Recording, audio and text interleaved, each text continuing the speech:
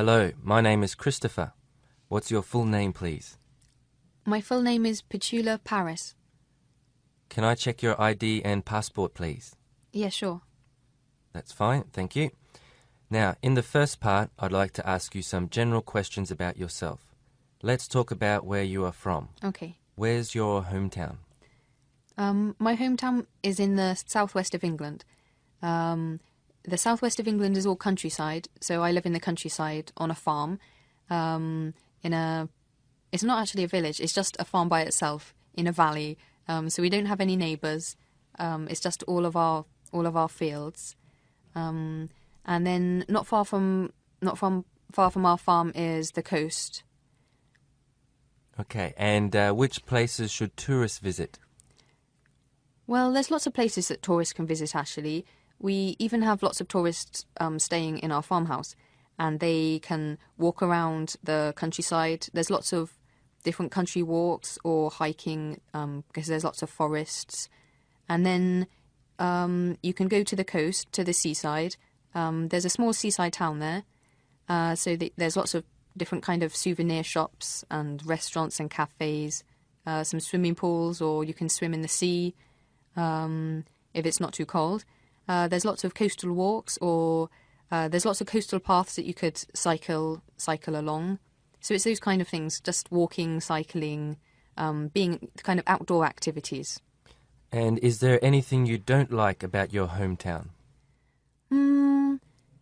I think probably the biggest problem is that it's a bit boring sometimes. Like I said, there's no neighbours, and even the seaside village we live near is really quite small. So apart from the summer, there's not really anyone there. In the winter, it's really quiet. So there's not much to do when you're young. Mm-hmm. Okay, let's move on to the weather. What is the weather like where you live? Well, the summer's quite nice. It's usually quite sunny and hot in the summer. The winter's cold. It rains a lot. Sometimes it snows. But when it snows, the snow doesn't really settle very much. It's never very deep. And then the autumn and the winter... the autumn's quite cold as well, actually. You can't really differentiate the autumn from the winter. And then the spring, that's quite cold as well. Yeah. Okay, so do you prefer summer or winter? I definitely prefer summer because there's not very much sun in the winter. And I think when there's no sun, it's really depressing. When there's sun, you can do loads of things. You can go to the beach, you can go outside, you can do sport. You can just do anything without worrying about being cold. So I like the summer, definitely. Mm-hmm. And what do you like to do when it's raining? Well, it does rain quite a lot it does rain quite a lot of the time in England. So I usually go to an indoor swimming pool, or go to the cinema, or just stay at home and read, watch TV. I mean, if you have an umbrella, you can still go outside and go walking anyway. Mm-hmm. Okay, now I'd like to ask you some questions about shopping. Okay. Who do you like to go shopping with? Well, really, I only like going by myself. I really hate going with other people because it takes ages to walk around with them, because sometimes they want to go to different shops than you do. And if they want to try on clothes, you have to wait for them. Or if you want to try on clothes, they have to wait for you. And I don't really like having to listen to what they think about the clothes I'm trying. So I just like going by myself. Mm-hmm. And do you prefer shopping malls or markets? I definitely prefer shopping malls because if you go to traditional markets, then often you can't try the clothes on. Although it's cheaper, the quality isn't always very good. So if you can't try it on, you don't know if it fits. And then when you've gone home and you try it on, it doesn't fit. You can't usually take it back to markets. But in shopping malls, if there's a problem, you can take it back. You just need a receipt. They have changing rooms so you can try it on. So I think that's much better. Okay. Sorry. Let's move on to part 2. I will give you a topic and I'd like you to talk about it for 1 to 2 minutes. Before you talk, you will have 1 minute to think about what you are going to say. You may make some notes if you wish. Do you understand? Yes. Okay, so here's your paper and a pen, and here's your topic. I'd like you to describe someone famous that you admire. Okay, I'd like to talk about a man called Nelson Mandela. I'm sure you know who he is. He's very famous around the whole world. because he used to be the president of South Africa. Now, I admire him not because he was the president, but because he fought throughout his whole life. I mean, he's already an old man, possibly 80, I think, and he fought throughout his whole life for something he believed in. He really stuck to his guns. He followed what he believed in, stuck to his principles, which were what he fought for was racial equality in South Africa during apartheid. He wanted equality between black and white people. And, I mean, his life was very difficult. He was imprisoned for 40 years. Even before he was imprisoned, he was always wanted by the South African government. And despite all this, he still never gave up what he believed in. Even when he was in jail, he found lots of ways of continuing the struggle, whether it was through other prisoners. He also passed communications and kept the movement going through some of the prison wardens that sympathised with him and his cause.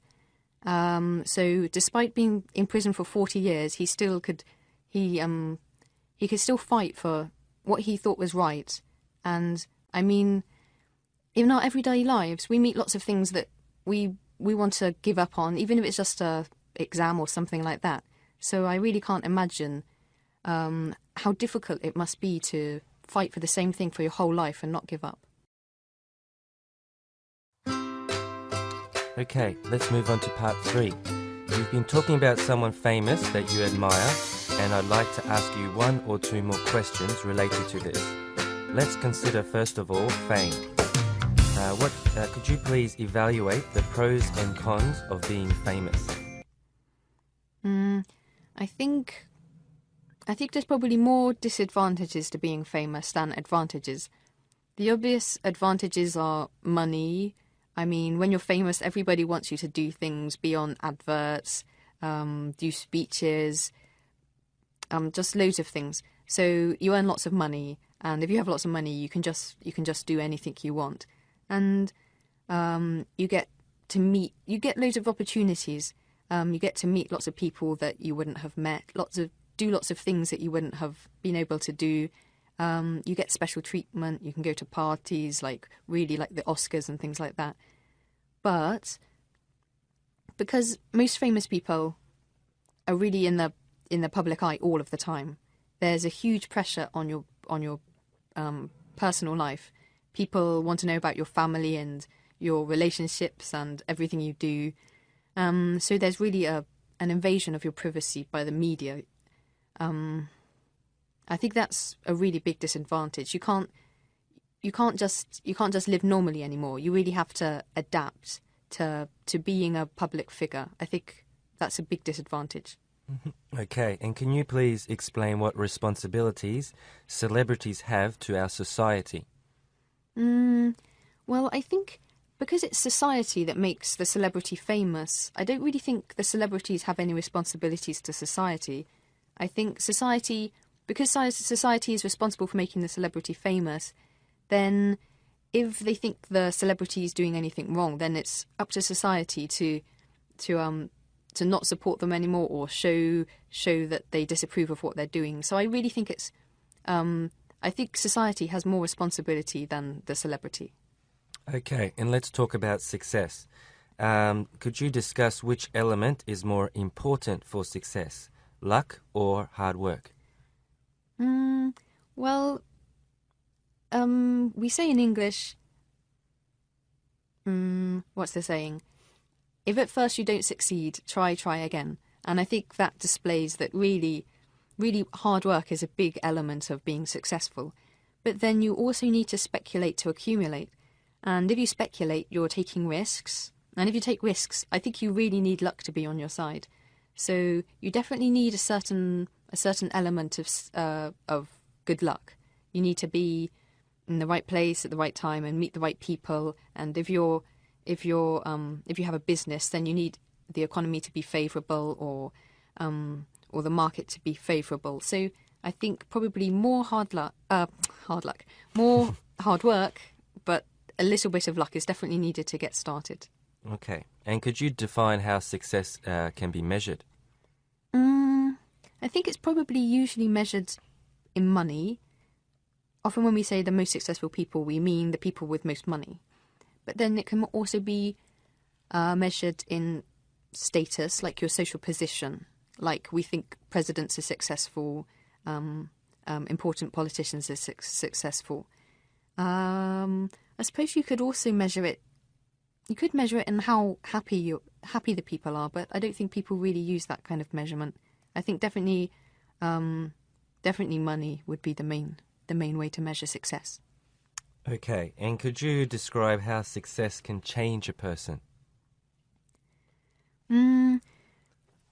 Well, I think that when people are successful, sometimes because they've achieved what they wanted to achieve, they kind of lose all interest. So they just want to be more successful, or they feel a bit depressed because they don't know what the point of living is anymore. I remember I watched a film recently called Alexander, and he was a very successful warrior, and he conquered country after country.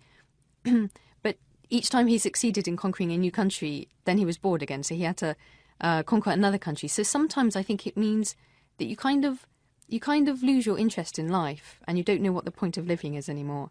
And then, obviously, if success comes with fame, then you have to adapt to being famous, and that sometimes makes your life. You have to be quite distant from your family and friends. You don't know who you can trust anymore. You don't know if they'll sell your story to the papers or tell your secrets to people. So you probably have to make a lot of adaptations in your private life. Okay,